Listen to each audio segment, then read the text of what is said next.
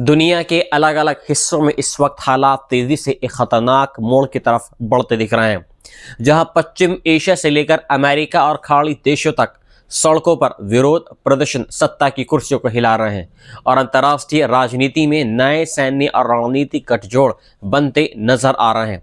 इसी कड़ी में रविवार को यरूशलेम में इजराइल और जर्मनी के बीच एक अहम सुरक्षा सहयोग समझौते पर हस्ताक्षर किया गया, जिसमें साफ तौर पर ईरान और उसके सहयोगी संगठनों को क्षेत्रीय और वैश्विक सुरक्षा के लिए बड़ा खतरा बताया गया है। यह समझौता इजराइल के प्रधानमंत्री बेंजामिन नेतन्याहू और जर्मनी के गृह मंत्री अलेक्जेंडर डॉब्रिट्स के बीच हुआ है, जिसमें कहा गया है कि यह समझौता इजराइल की सुरक्षा के लिए जर्मनी की गहरी प्रतिबद्धता को औपचारिक रूप देता है। समझौते के अनुसार ईरान और उसके सहयोगी न सिर्फ इजराइल बल्कि पूरे क्षेत्र और अंतर्राष्ट्रीय स्थिरता के लिए खतरा है, जिनमें लेबनान का हिजबुल्ला, गजा का हमास और यमन के हूती विद्रोही शामिल हैं। यह समझौता ऐसे समय पर हुआ है जब कुछ ही महीनों पहले जर्मनी ने गजा में इस्तेमाल हो सकने वाले हथियारों के निर्यात पर रोक लगाई थी, जबकि उसके बावजूद जर्मनी अमेरिका के बाद इजराइल को हथियार देने वाला दूसरा सबसे बड़ा देश बना हुआ है। इसी बीच इजराइल के विदेश मंत्री गिदियोन सार ने यूरोपियन यूनियन से मांग की है कि ईरान की रेवोल्यूशनरी गार्ड्स को आतंकवादी संगठन घोषित किया जाए, और उन्होंने कहा कि यह लंबे समय से जर्मनी का भी रुख रहा है और अब इसकी अहमियत पूरी दुनिया के सामने साफ है। उधर ईरान इस वक्त अपने हालिया इतिहास के सबसे बड़े जन आंदोलनों में से एक का सामना कर रहा है, जहां सरकार विरोधी प्रदर्शनों में अब तक कम से कम 192 लोगों की मौत की पुष्टि हो चुकी है, मानवाधिकार संगठन ने की है, जबकि चेतावनी दी गई कि असली आंकड़ा इससे कहीं ज्यादा हो सकता है। इन प्रदर्शनों का इस्लामिक गणराज्य के खिलाफ सालों में सबसे बड़ा जन विद्रोह बताया जा रहा है, जिस पर ईरानी सुरक्षा बलों ने बेहद सख्त कार्रवाई की है। मानवाधिकार समूहों का कहना है कि ईरानी अधिकारियों ने बड़े पैमाने पर हत्याएं की हैं और हालात को काबू रखने में पूरे देश में इंटरनेट बंद कर दिया गया है। नेट ब्लॉक्स के अनुसार ईरान 60 घंटे से ज्यादा समय से लगभग पूरी तरीके से ऑफलाइन है, जिससे मौतों और गिरफ्तारियों की स्वतंत्र पुष्टि बेहद मुश्किल हो गई है। सरकार ने इसके साथ ही जवाबी रैलियों का आदेश दिया है ताकि सड़कों पर नियंत्रण वापस लिया जा सके। इन हालात के बीच ईरान ने चेतावनी दी है कि अगर उसके इलाके पर किसी भी तरह का हमला अगर हुआ तो वह इजराइल और अमेरिका के सैन्य ठिकानों को निशाना बनाएगा। यह बयान ऐसे समय पर आया है जब अमेरिकी राष्ट्रपति डोनाल्ड ट्रंप ने हाल के दिनों में ईरान को लेकर सख्त भाषा अपनाई है और प्रदर्शनकारियों के खिलाफ बल प्रयोग न करने की चेतावनी दी है। ट्रंप ने सोशल मीडिया पर लिखा है कि ईरान शायद पहले से कहीं ज्यादा आज़ादी के करीब है और अमेरिका मदद के लिए पूरी तरीके से तैयार है। इस बयान के बाद इजरायली सोशल मीडिया पर ईरान की सरकार को गिराने की खुली अपीलें तेज हो गई और कई पूर्व इजरायली अधिकारी और दक्षिणपंथी कार्यकर्ता इन प्रदर्शनों को तेहरान के सत्य के अंत का ऐतिहासिक मौका बता रहे हैं। हालांकि इजराइल की सुरक्षा एजेंसियों ने अपने नेताओं को सार्वजनिक बयान देने से बचने की सलाह दी है, क्योंकि इससे ईरान के उस दावे को ताकत मिल सकती है कि ये प्रदर्शन इजराइल और अमेरिका द्वारा प्रायोजित है। इसके बावजूद पूर्व सांसद मोशे फैगलिन ने खुलकर कहा कि देर सवेर ईरान की मौजूदा सत्ता गिरेगी और असली सवाल यह है कि उसके बाद व्यवस्था को कौन दिशा देगा। वहीं दक्षिणपंथी कार्यकर्ता योसेफ हादद ने ईरान के पूर्व राजशाही के समर्थकों के साथ अपनी तस्वीर साझा करते हुए कहा कि एक दिन वे तेहरान में इजरायली झंडे के साथ खड़े होंगे। इसी बीच खाड़ी देश बहरीन से भी गंभीर खबर सामने आई है, जहां विपक्षी नेता इब्राहिम शरीफ को 6 महीने की जेल की सजा सुनाई गई है। उन पर आरोप है कि सोशल मीडिया पर झूठी खबर फैलाने और अरब देशों के खिलाफ अपमानजनक बयान देने का आरोप लगाया गया है।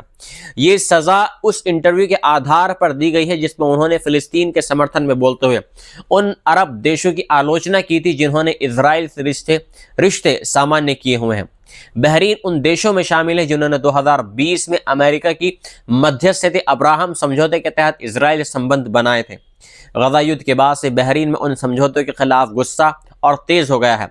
मानवाधिकार संगठनों ने उस सजा को अभियुक्त की आज़ादी पर खतरनाक हमला बताया है और कहा है कि ये फिलिस्तीन के समर्थन को अपराध बनाने की कोशिश है। बहरीन की जेलों में 2011 से अब तक हजारों लोकतंत्र समर्थक कार्यकर्ताओं को रखा गया है और उन पर यातना के गंभीर आरोप लगते रहे हैं। एक अमेरिकी मानवाधिकार संगठन ने हाल ही में बहरीन के गृह मंत्री पर प्रतिबंध लगाने की सिफारिश की थी। वही अमेरिका के भीतर भी हालात बेहद तनावपूर्ण हो गए हैं। मिनियापोलिस में एक इमिग्रेशन अधिकारी द्वारा 37 साल की एक महिला की गोली मारकर हत्या के बाद पूरे देश में आक्रोश फैल गया है। सोशल मीडिया पर वायरल वीडियोस में साफ दिखाई देता है कि कैसे एक अधिकारी ने महिला की कार के पास जाकर गोली चलाई जबकि वह निहत्थी थी।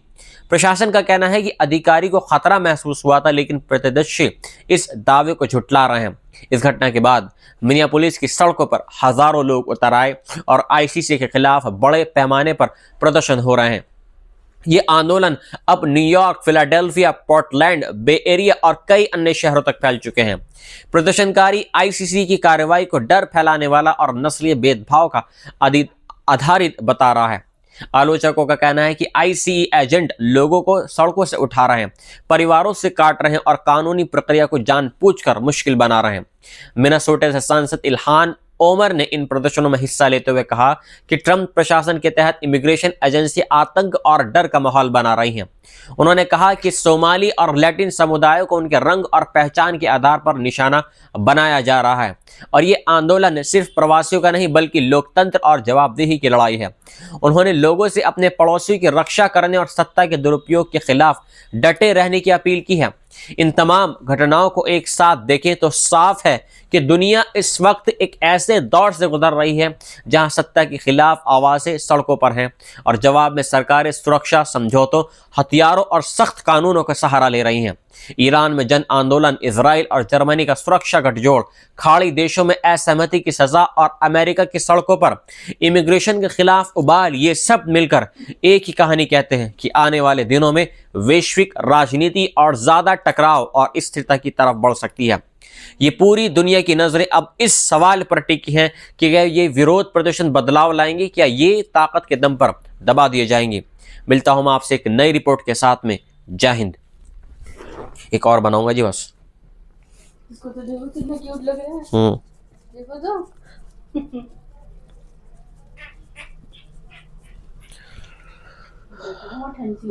इसके बावजूद पूर्व सांसद मोशे फैगलिन ने खुलकर कहा कि देर सवेर ईरान की मौजूदा सत्ता गिरेगी और असली सवाल यह है कि उसके बाद व्यवस्था को कौन दिशा देगा। वहीं दशमलवी कार्यकर्ता योसेफ हादाद ने ईरान के पूर्व राजशाही के समर्थकों के साथ अपनी तस्वीर साझा करते हुए कहा कि एक दिन वे तेहरान में इजरायली झंडे के साथ खड़े होंगे। इसी बीच खाड़ी देश बहरीन से भी गंभीर खबर सामने आई है, जहां विपक्षी नेता इब्राहिम शरीफ को 6 महीने की जेल की सजा सुनाई गई है। उन पर आरोप है कि सोशल मीडिया पर झूठी खबर फैलाने और अरब देशों के खिलाफ अपमानजनक बयान देने का आरोप लगाया गया है। ये सजा उस इंटरव्यू के आधार पर दी गई है जिसमें उन्होंने फिलिस्तीन के समर्थन में बोलते हुए उन अरब देशों की आलोचना की थी जिन्होंने इजराइल से रिश्ते सामान्य किए हुए हैं। बहरीन उन देशों में शामिल है जिन्होंने 2020 में अमेरिका की मध्यस्थता अब्राहम समझौते के तहत इजराइल से संबंध बनाए थे। गजा युद्ध के बाद से बहरीन में उन समझौतों के खिलाफ गुस्सा और तेज हो गया है। मानवाधिकार संगठनों ने उस सजा को अभियुक्त की आज़ादी पर खतरनाक हमला बताया है और कहा है कि ये फिलिस्तीन के समर्थन को अपराध बनाने की कोशिश है। बहरीन की जेलों में 2011 से अब तक हजारों लोकतंत्र समर्थक कार्यकर्ताओं को रखा गया है और उन पर यातना के गंभीर आरोप लगते रहे हैं। एक अमेरिकी मानवाधिकार संगठन ने हाल ही में बहरीन के गृह मंत्री पर प्रतिबंध लगाने की सिफारिश की थी। वही अमेरिका के भीतर भी हालात बेहद तनावपूर्ण हो गए हैं।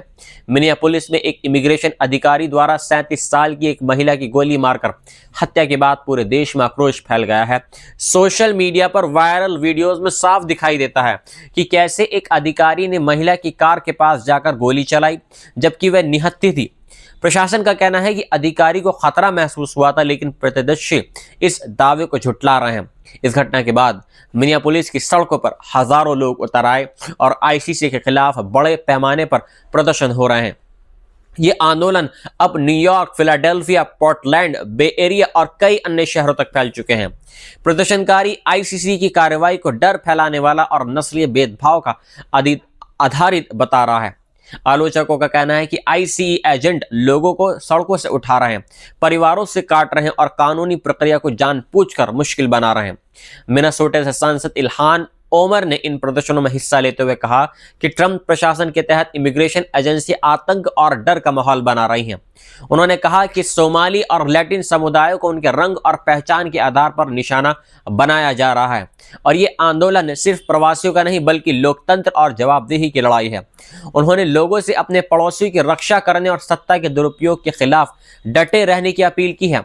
इन तमाम घटनाओं को एक साथ देखें तो साफ है कि दुनिया इस वक्त एक ऐसे दौर से गुजर रही है जहां सत्ता के खिलाफ आवाजें सड़कों पर हैं और जवाब में सरकारें सुरक्षा समझौतों, हथियारों और सख्त कानूनों का सहारा ले रही हैं। ईरान में जन आंदोलन, इजराइल और जर्मनी का सुरक्षा गठजोड़, खाड़ी देशों में असहमति की सजा और अमेरिका की सड़कों पर इमिग्रेशन के खिलाफ उबाल, ये सब मिलकर एक ही कहानी कहते हैं कि आने वाले दिनों में वैश्विक राजनीति और ज्यादा टकराव और स्थिरता की तरफ बढ़ सकती है। ये पूरी दुनिया की नजरें अब इस सवाल पर टिकी हैं कि क्या ये विरोध प्रदर्शन बदलाव लाएंगे, क्या ये ताकत के दम पर दबा दिए जाएंगे। मिलता हूं मैं आपसे एक नई रिपोर्ट के साथ में। जय हिंद। एक और बनाऊंगा जी बस। इसको तो देखो कितना क्यूट लग रहा है। देखो तो